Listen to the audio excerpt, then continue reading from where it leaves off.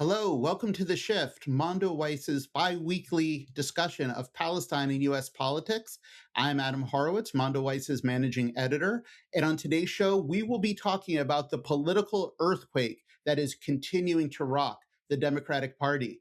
But first, joining me is Mondoweiss's US correspondent, Michael Arria. Welcome, Michael. Hi, Adam. Thank you. Good to talk to you. You're welcome. Good to talk to you, too. Before we start, Michael is the author of our weekly politics newsletter, also called The Shift, which comes out every Thursday. So if you're interested in the topics we're talking about, please sign up and please follow his work. So, Michael, we have been following for weeks and for months this sort of building wave within the Democratic Party that of pro-Palestine support that candidates are starting to run on. And it feels like in the last 2 weeks, that wave has crashed on the Democratic establishment. Sort of nailed that metaphor. Tell us what happened last night in Denver's first district in Denver. Yeah, in Colorado's first congressional district last night, which encompasses some of Denver, longtime incumbent Diana DeGette was ousted by a progressive challenger, Melat Kiros, who is a DSA member, was backed by the local DSA chapter. And DeGette has been there since the Clinton administration. In fact, she went to Congress, I believe, the year that Kiros was born, 1997. Yes. And like you said, Kiros, ran on what's essentially like the DSA platform that we've seen other candidates run on, domestic stuff like the Green New Deal, Medicare for All. But also a centerpiece of her campaign was also, highlighting Palestinian rights, calling for an arms embargo on Israel, not waffling or equivocating when it comes to referring to what happens in Gaza as a genocide. And folks might remember Diana DeGette went viral earlier in this campaign, actually a while ago now, when she was kind of challenged by a constituent of hers at a coffee shop when she was asked about, I believe, 2 pieces of legislation she had voted in favor of that would send more bombs and weapons to Israel. And the constituent had asked her about it, said she felt like she knew where she stood and walked away. I don't think DeGette knew it was being recorded. And she kind of followed the constituent. It was kind of, I don't know if you say berating, but kind of like yelling at her about her position.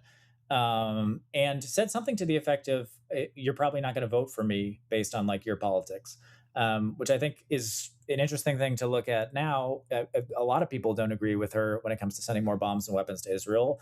And the polling shows, as we say here almost every week, the polling shows that most Democratic voters don't agree with her. So it did feel like something of a reckoning in that regard, where it's yet another situation. And like you said, just 2 or 3 weeks ago in New York, 2 weeks ago, we saw the slate of Mamdani-backed candidates prevail across the city.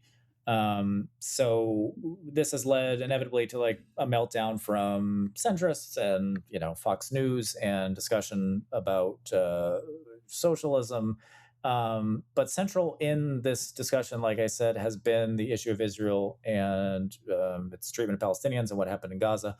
And this has really emerged, I think, as a litmus test for many voters. So I think that's, like you said, it goes beyond Gaza. This is, a lot of people vote on domestic issues, but it's front and center in terms of all these campaigns. And as we've talked about every week, things, not just people's positions on Israel, but also money they get from pro-Israel lobbying groups, or past comments they've made, whether they're taking money from AIPAC, whether they're voicing support for Palestinian rights, or whether their rhetoric lines up with their voting record. This stuff has all become central parts of these campaigns, and it hasn't just been the last few weeks. We've been covering it for a long time. Go back like a little over a month ago when Chris Rabb prevailed in Philadelphia. Also, with the help of many local activists. And that's a campaign that also centered, Palestinian human rights. So Palestinian human rights, criticism of Israel is emerging as a litmus test for voters, I think. And I think that's the big takeaway. And I think, we have even more primaries coming up this summer, I think we'll continue to see it, and I think we'll see it certainly these sentiments going into the midterms because, as we also say every week, this is an issue which is transcends the left or Democrats. It's an issue that independents care about, and it's even an issue where we've seen some Republican infighting or some fracturing within the party over the issue, and I think it will be a central issue when it comes to the Republican nomination. Even when we have a debate, we'll have inevitably have a debate about what happened in relation to Iran and Netanyahu and Trump's war on the country. So that's the big takeaway, that we continue to see this wave of progressive wins, not just as a result of people's opinions on issues like Israel, but also as a result of just grassroots organizing, obviously, from people who are committed to these issues. And Palestine has been kind of at the forefront of that and has been active in the discussion. And the mainstream media, like our issue for a long time, it didn't get a lot of mainstream press, right? If you go back to like the archives of the early days of Mondoweiss, it's kind of few and far between if you have these like moments. But that's the other part of this, is that the mainstream media and mainstream pundits are having to reckon with the fact that people like this are winning, and that also the numbers say that popularity for Israel is declining more and more. So but we're just seeing it out in the open more in terms of the zeitgeist, the public discourse, however you want to phrase it. It's kind of come to the forefront, and we talk a lot about like this quote unquote shift. The polling numbers always said it existed, but the question was, are we actually going to see the rubber hit the road, so to speak, and actually see it manifested in some sort of political outcome? And I think we're starting to see that across the country. Yeah, yeah, for sure. And you just said a lot, and we're going to sort of dig into a number of those things. But I want to sort of take it back to this race in Denver, uh, in the first congressional district in Colorado, to sort of make 2 points. One is, when especially for any candidate, but especially for a first time candidate like Kiros, there's always this sort of like the narrative and the origin story of where I'm from, why I'm running for office. And one of the central parts of her origin story in this is that she was fired from her job as a corporate lawyer over Palestine, that she had criticized the firm she was working for in this sort of blog post, or was, I don't, criticize might even be too strong a word, but sort of questioned the law firm on why they weren't taking a stance around the genocide, and she was fired for it.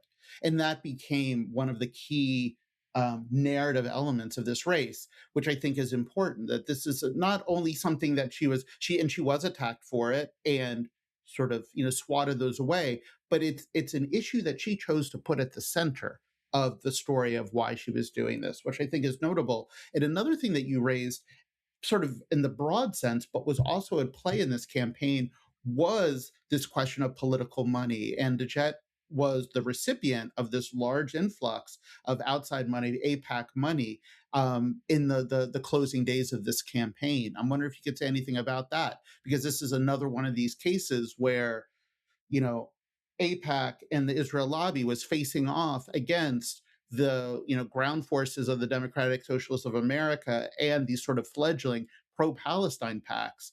And for a long time, AIPAC could their money do away with this kind of grassroots effort. And this is another case where we're seeing that AIPAC's losing.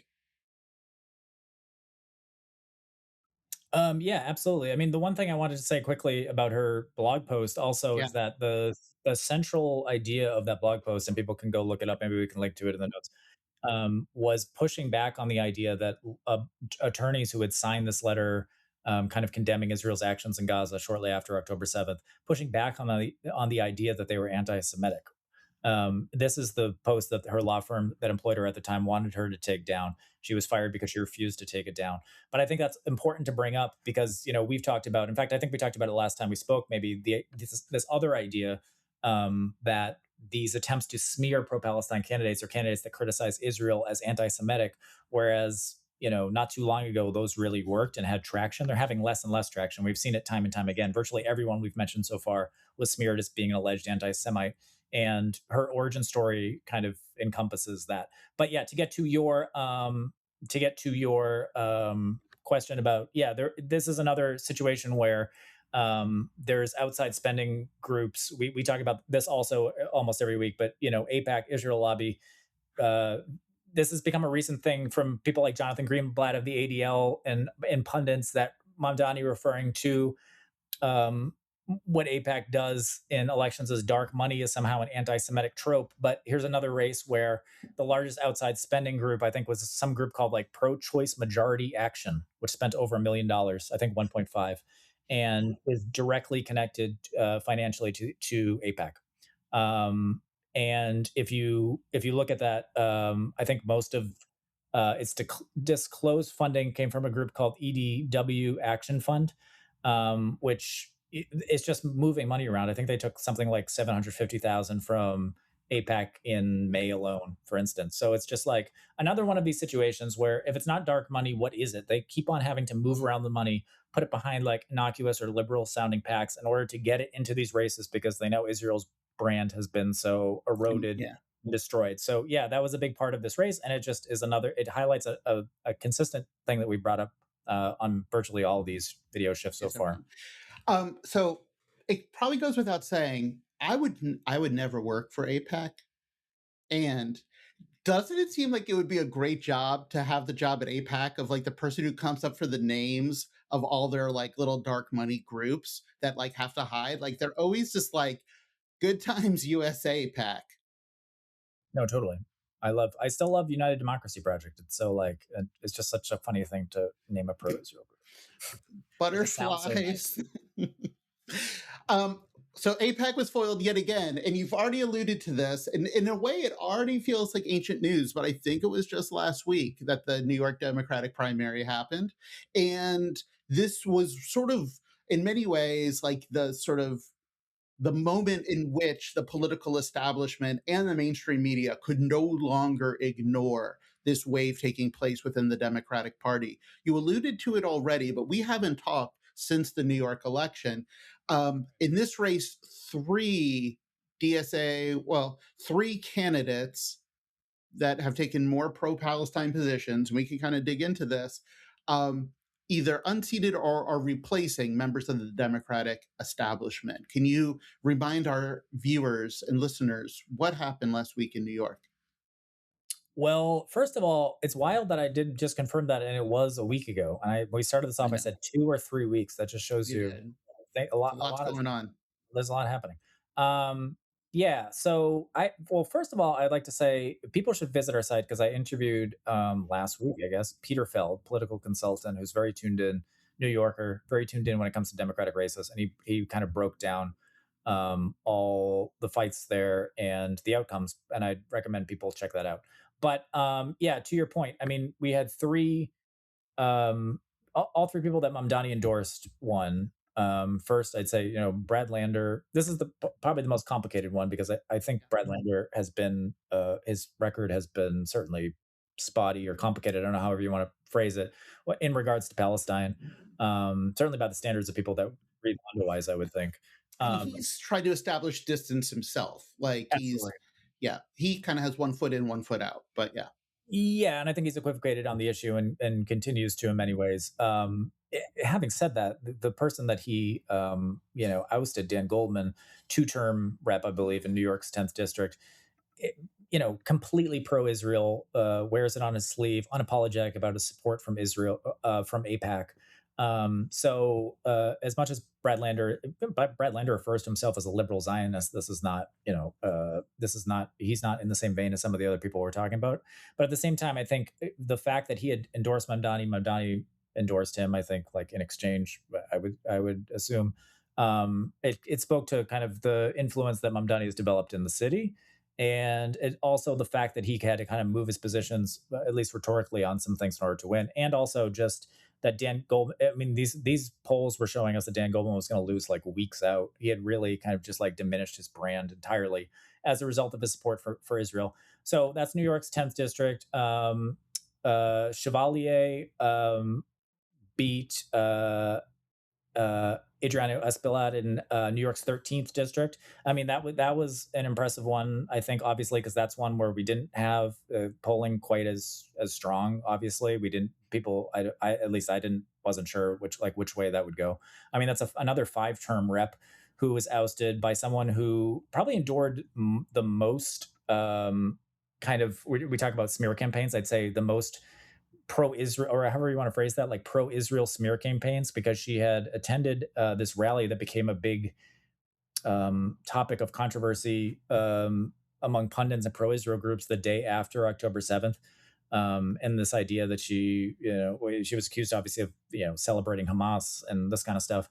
Then people found old tweets where she, critical of Barack Obama and critical of Harris.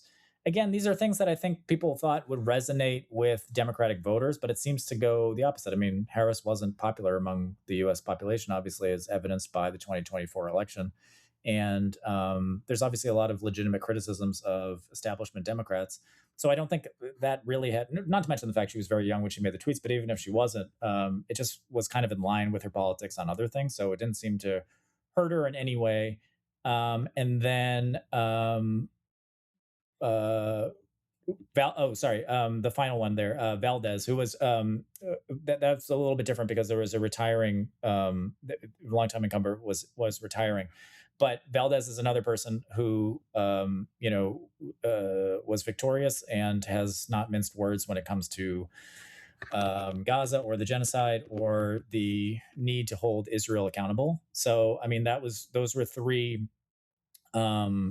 those were three very notable elections. And I would also say Chevalier and Valdez are both two people who have not committed to supporting Jeffries for speaker, unlike other people. So I think in addition to the fact that they're kind of, these are very safe blue districts, so we expect them to go to Congress.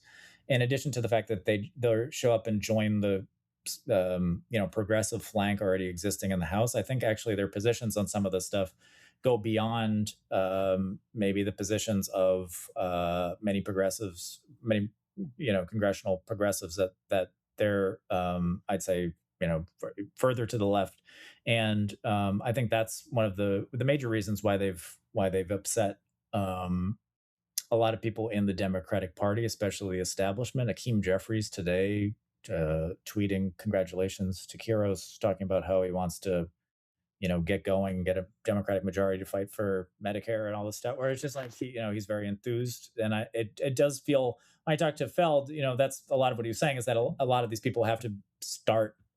People like Jeffrey Schumer, Richie Torres are probably in some capacity feeling the heat and beginning to feel a little nervous that something like this could potentially happen to them. Right, for sure. One other thing just to share about Chevalier is that in addition to attending that protest on October 8th, she was also amongst the organizers at the Columbia Gaza encampment. So that was another part of one of her claims to fame, and something that she didn't seek to hide during the election. And again, we will include a link to this interview with Peter Feld that you referenced. But one of a number of the interesting things that he talked about in this interview was, first, we should also say, you just mentioned Richie Torres. Richie Torres, who our viewers will likely know as one of the as a representative from the Bronx, among the more pro-Israel representatives anywhere in the U.S. House of Representatives. He also did win his election last week as well, which in one sense would seem to sort of counter this wave. And he did win the election, but Peter had some really interesting observations about that election. And others have identified that Richie Torres, who used to only talk about Israel and really sort of ignore a lot of the issues taking place in his own district, really doesn't talk about Israel as much anymore. And not that he has started to show anything different in terms of his voting, but he's one of these one little bellwethers of, like, even he is starting to step away from Israel, which is somewhat incredible. You alluded to this. One of the things that Peter also talked about, and this kind of will get us into the conversation around how the Democratic establishment is responding to all this, is what is Chuck Schumer, who's going to be up for office? I think it's in 2 years. Chuck Schumer just saw three incumbents get replaced by these, left-wing pro-Palestine candidates. He seems determined to go down with the pro-Israel ship. What is Chuck Schumer thinking? Is he even thinking about not running in 2 years, given the ways that the winds seem to be blowing within the party? Yeah, I mean, I think that Peter, when I spoke to him, did say that he wouldn't be surprised if Schumer ended up retiring within the next 2 years. Because I think the way Peter put it is that I think if he looks at what has occurred in the country in terms of these campaigns over the past year, does he want to subject himself to that? I think you said the other day to me, do you just get the feeling that Dan Goldman is just like done with, just wants to go away, just he's done with being in Congress? Like it's too much for him. Like a lot of these people have taken positions that weren't controversial all that long ago. Occasionally there'd be like a protester at an event that would get hauled away by police, and that would be like the extent of it. But now they're asked these questions consistently. They have people protesting them consistently at campaign events. They're asked Yeah. about APAC consistently when they're interviewed by the media. They're asked about like where their money's coming from, whether they support the things that Israel does. They're forced to ask questions about Netanyahu. And you have to ask yourself, does somebody, especially somebody who's like getting up there in age, want to go through that process? I mean, I think anyone, whether it's AOC or some other person, some progressive runs against him, I think that Schumer would have a tough campaign, certainly ahead of him, and I'm not sure he's up for it. I think it'll be interesting to see who's up for it and who isn't. But Feld seemed to think that he, like I said, he wouldn't be surprised if Schumer just ducked out before those 2 years were up. Yeah, no, 100%. And so it really started during last week in New York. It's going to continue in Colorado because of this. But there's been this sort of like full-fledged meltdown in like the mainstream media amongst the Democratic establishment around these elections. There's no way to avoid anymore that it's like the DSA is insurgent within the party. And I mean, one other little point is important to make is that it's not just the DSA. There was an interesting tweet that I shared with you from someone named Greg Krieg, who pointed out that the American Priorities PAC, which is a pro-Palestine PAC, it's outside of the DSA. It's not part of the DSA, but it's working to elect pro-Palestine candidates, has now won 8 races in a row after last night's election victory in Denver. And some of those have been DSA candidates, but not all of them have been. We've also talked about Adam Hamawee or Frederick Haynes, or these some of these other candidates who weren't necessarily associated with the DSA but have been outspoken on Palestine. These elections they're happening across the country. The Democratic establishment, as of last week, I think it just became clear we can't ignore this anymore. Could you please describe to our viewers and listeners who might not be following this as closely as you are, what are people saying? What does this meltdown look like in practice? Well, I think it takes two forms. I think there's an interesting piece, all anonymous, but Axios piece today where it talks to some anonymous Democratic makers, House members, and some of them are essentially saying like, "This is a wake up call. We have to get our shit together." And there's other people who are just saying like, "This is a case of performative politics," and which is an interesting criticism because it's like performative. I don't know, like they're winning elections, so it's like it's a weird It's a good criticism. performance. Yeah, it's pretty good for perform. Like people are voting for it, so it's like it's not really surprising because it's the Democrats.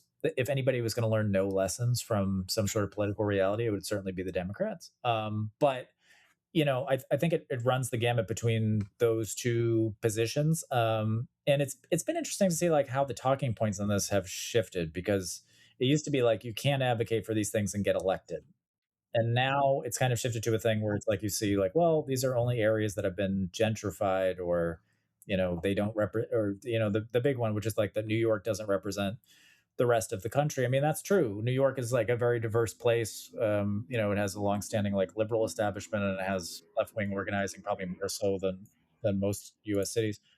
But it just happened in Colorado last night. It happened in Pennsylvania. It's Cory Bush is running for a seat again. We have these big races in Michigan. We're going to get to all this stuff certainly like throughout the primaries as we have these, but it's very clear when you look at the polling. It can't just be reduced to New York, because you're not just seeing the polling show up in Democrats, also independents. Same thing when it comes to Israel.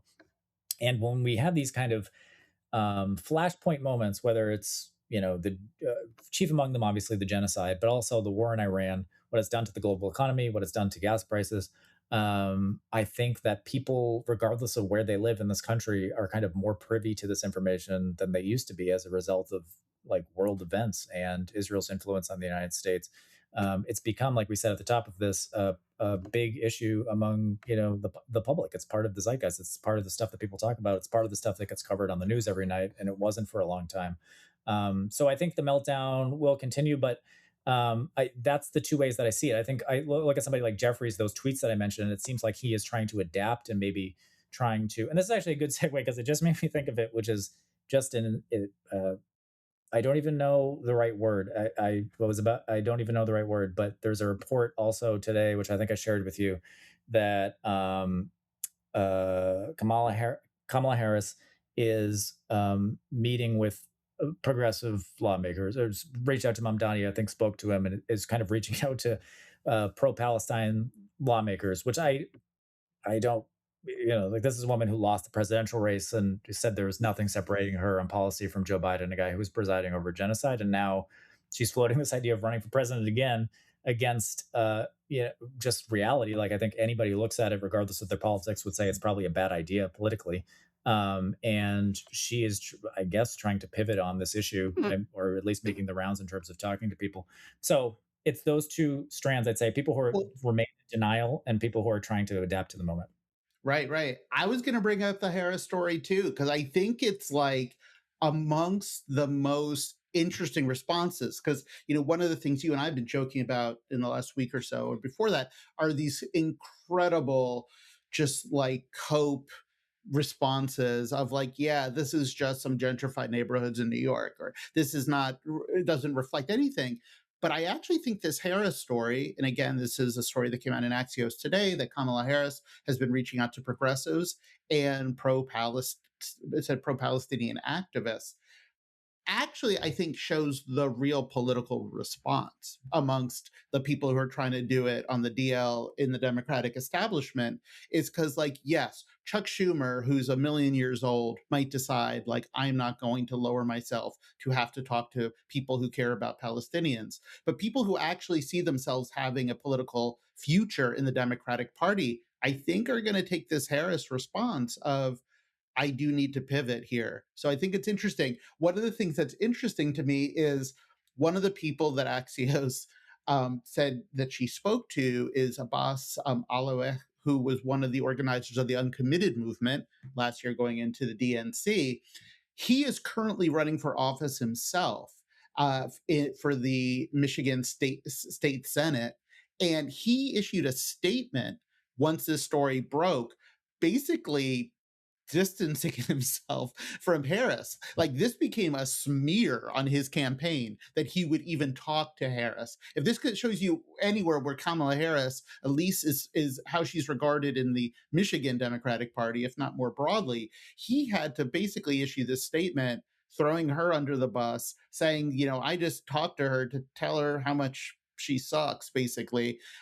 Which I was just like, wow. Like, having to, Harris is trying to like fix her reputation here, and now anyone who's speaking to her has to do a mea culpa just for talking to this, just genocide supporter. It just feels like the political ground in the Democratic Party has just completely shifted. Yeah, absolutely. And another person that she really spoke to was Jim Zogby, who we've certainly talked to for stories through the years as well, and is prevalent on our site. Um, it's interesting because everything you're describing is also happening amid this other thing we talk about frequently, which is the shift that we've seen among kind of these stalwart supporters of Israel, people like Rahm Emanuel, Gavin Newsom, who are suddenly kind of publicly shifting their position on aid, at least rhetorically. Um, we've talked about it before, but I think if you actually look at the details, there's not a lot of there's virtually nothing in terms of policy shifting. It's just kind of a rhetorical shift in terms of the relation U.S. Israel relationship. But it also gets to this idea that I think there are lots of people, and I think Biden was probably one of them, who are he is upfront about it. In fact, he said, "I'm not Jewish, but I'm Zionist." Right? He was wedded to this idea of a colonial project in the Middle East. There's a lot of politicians, I think, that have historically, unlike Biden, have historically supported Israel because they thought it was the astute political thing to do. And they're not really well versed on this issue. And I think for the first time, the people who kind of the usual state solution claptrap that they give to reporters. That used to work, and now they're getting challenged more.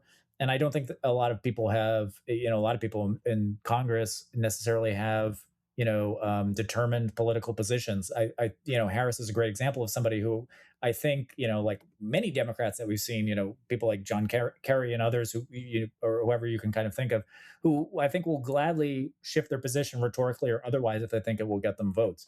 And I think what you're seeing is this: as the party shifts, people are trying to catch up to it. And Harris is just a great example, I think, of somebody who thinks, "Hey, I can run again. I can get in with these people." And as you say, it's destined it's doomed. It's kind of preordained that I think that it will end in failure for her, because so many her legacy already is one of genocide, right? So it's Yeah. just like it's not a thing you can put back in the bottle. Like, oops, sorry about that. Regarding my I previous think tweet. I think with her case, she probably has too much stank on her at this point to just like be able to walk away from that record in that election.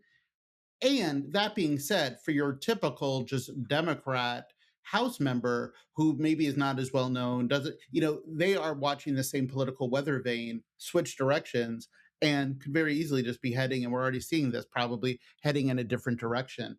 Um, I want to end our conversation today by kind of taking a step back, because one of the things that's been clear, and it's clear in that story that you shared about DeGette being approached by those voters talking about Palestine, and it just comes up in each of these elections we talk about, where Palestine has become one of the litmus test issues amongst the Democratic base. It's not the only one, but it is one. And it is one that enough. I mean, again, one of the things that's also interesting about someone like Dan Goldman or Diana DeGette is that they were generally, you know, considered progressive as far as progressive in Congress goes. They were members of the Progressive Caucus. Goldman helped try to like take down Trump.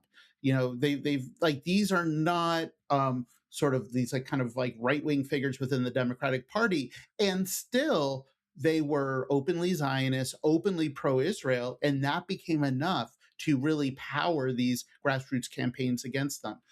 The question I'm interested in asking you is, why do you think Palestine has become a litmus test issue amongst the Democratic base? That's a good What does it question. mean? What does it signify? And again, I mean, I'm really interested to hear your thoughts. I have some thoughts.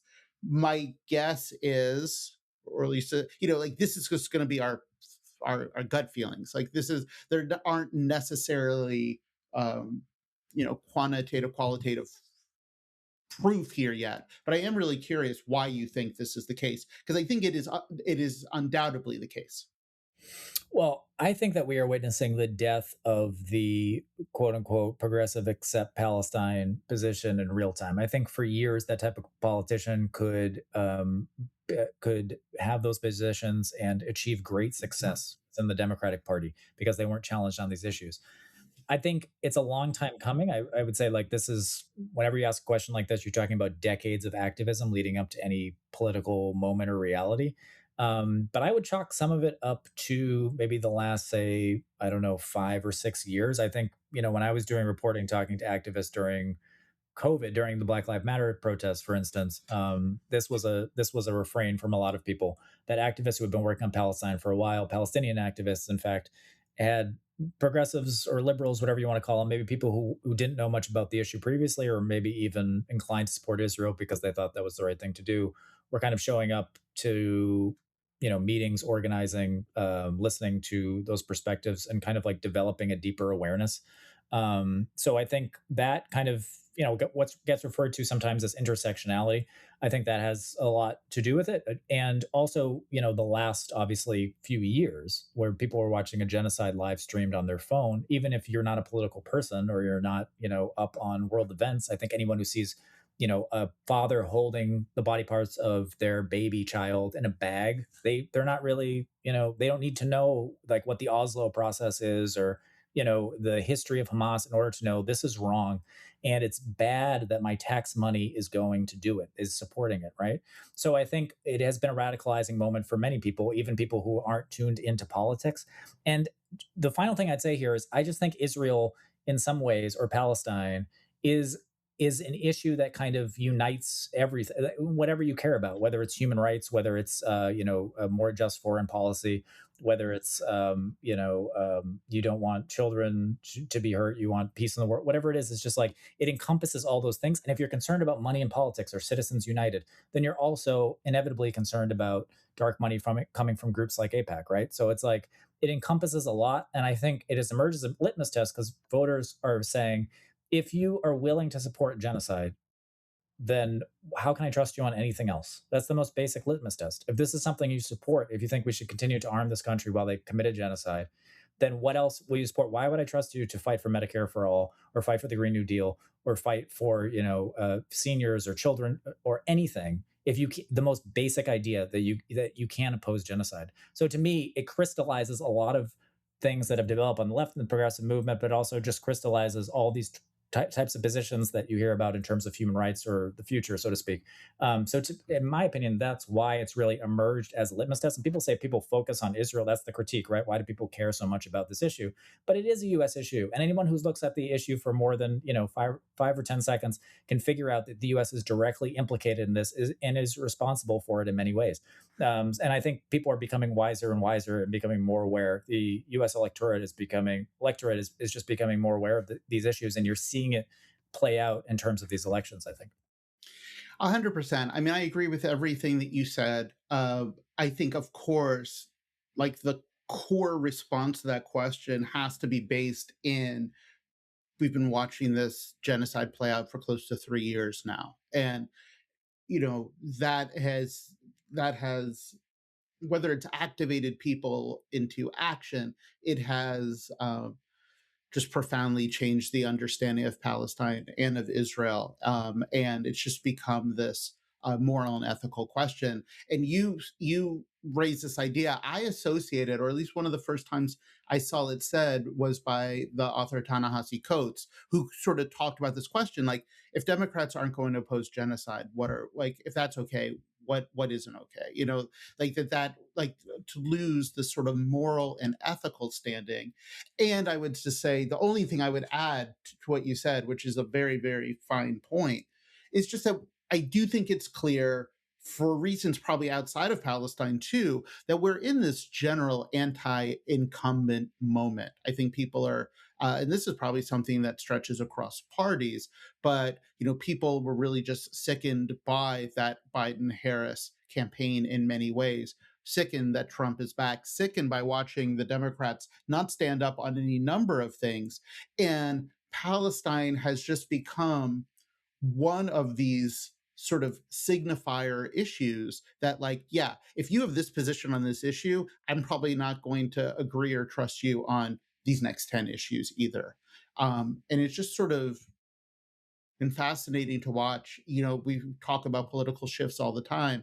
This is one that has clearly developed in this last period. And, I would this I feel like I've had this version of conversation with a number of different people. I did an interview with the author Susan Abu Hawa recently, talking to her about this, and obviously nobody would choose the events of the last 3 years of this horrible the genocide in Gaza to for everything that we talk about here, for this shift in the discourse, shift in the polling, shift in understanding, shift in support that is now really starting to have these political impacts.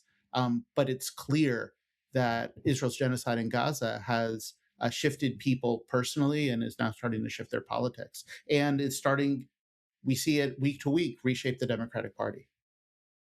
No, 100%. I couldn't agree more. I just think it's a transformational. It's just the issue of our time, and what's happened in Gaza has just been transformational, and I think it's led to a deeper awareness. And things like the war in Iran just highlighted it. It just generates even more awareness of what's Yeah, going on. And I really think like 10 or 20 years ago, the average Democratic voter didn't really know much about the issue. And if you look at the polling, like they didn't really care, and if they sided with anyone, it tended to be Israel. So, um, 100%. that old line, the Lenin line about decades happening over the course of weeks or whatever. I think all this stuff over the course of decades and all these attacks and bombing campaigns by Israel has just kind of grown and grown the understanding of the U.S.-Israel relationship, and now there's really a political reckoning as a result of that. 100%. All right. Well, thank you, Michael. I think that is it for today. Thank you for this conversation. Again, if you enjoy topics and conversations like this, please follow this YouTube channel so you could see all of our discussions and sign up for Michael's Shift newsletter. The link is in the show notes here, and we will be continuing this conversation next time. Thank you, Michael. Thanks, Adam.